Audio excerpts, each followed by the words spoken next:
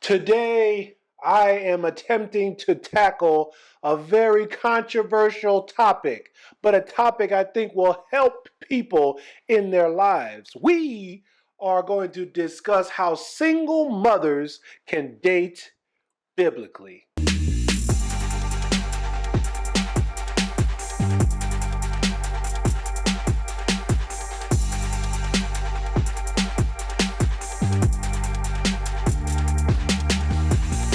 What's good?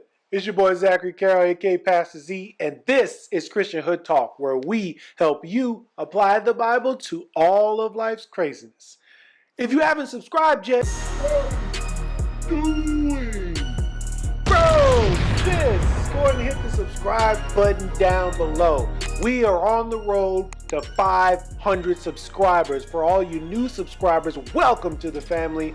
Thank you for subscribing. Thank you for watching. Go ahead and share this video with all of your family and friends and tell them what we're doing here at Christian Hood Talk. We are going to define single motherhood as such: a woman that was never married, that got pregnant out of wedlock. The reason I am focusing on single motherhood here instead of single fatherhood is because of said statistics.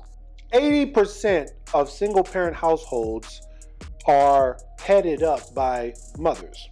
40% of children who were born in the United States were born to unwed mothers. And 49.5% of single mothers were never married.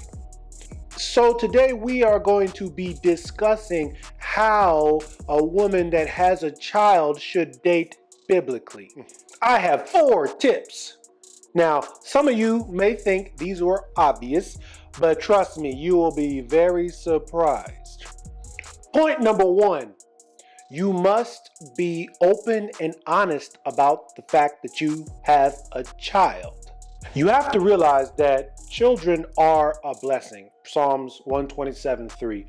And God absolutely hates liars, or those who prosper with deceit. And you'll be surprised how often I'm on a dating site or I meet somebody or whatever, and I have to prod, I have to interrogate them to figure out if they have a child or not. First of all, it's very weird that if I have a whole conversation with you for a week or two and the fact that your child never comes up in conversation. I'm not saying you have to tell them your child's name. I'm not saying you have to show them a picture. You don't have to tell them what school they go to. You don't have to give them their blood type. You don't have to give them their favorite food. But the fact that you have a child is not private information on a date. How he is going to date you without a child will be totally different, must be totally different than how he's going to date you with a child. It's just inevitable. It's just a fact of life. If you do not feel comfortable telling people, potential suitors, potential matches, that you have a child, you should not be dating. Point number 2, understand that God is your sole provider. Now, if you are a single mother in today's world, you probably have heard of a woman named Brittany Renner, probably heard of Black China, probably heard of Summer Walker.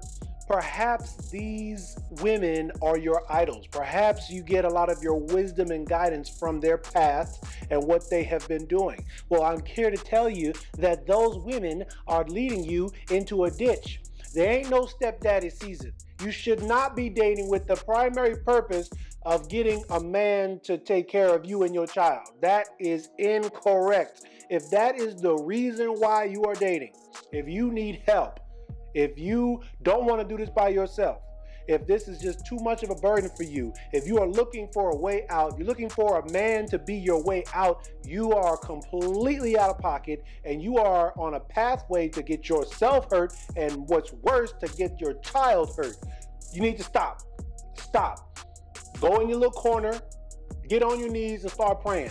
God is your sole provider. In 1 Timothy 5:5-8, Paul discusses how the church should treat widows. Single mothers are not very prevalent in the Bible. However, one thing that is close is a young widow.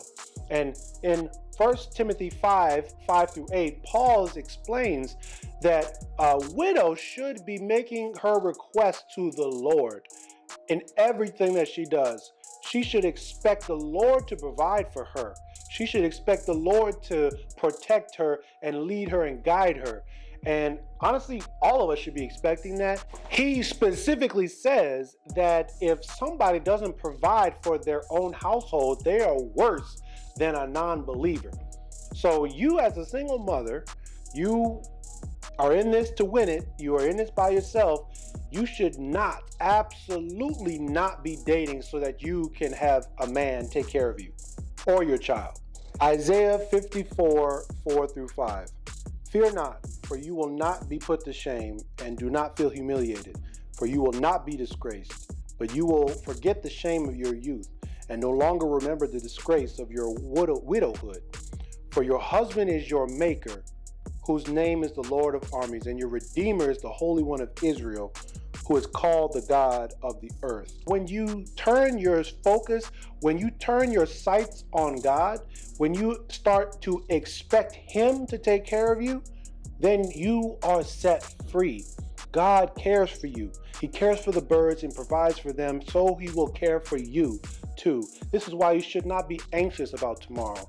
You should be faithful in all things. Honestly, it will protect you when you focus and put your faith in God, because it's highly unlikely that you will date a guy, meet a guy, get close to a guy, and expect him to take care of your children, and you not having to put out. You're not having to have sex with him outside of marriage. That is not going to help you. You must keep yourself sanctified.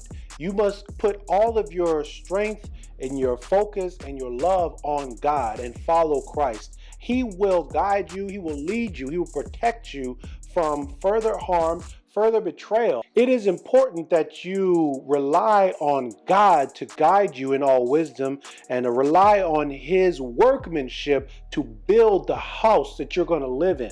Don't forget to comment, like, and subscribe down below.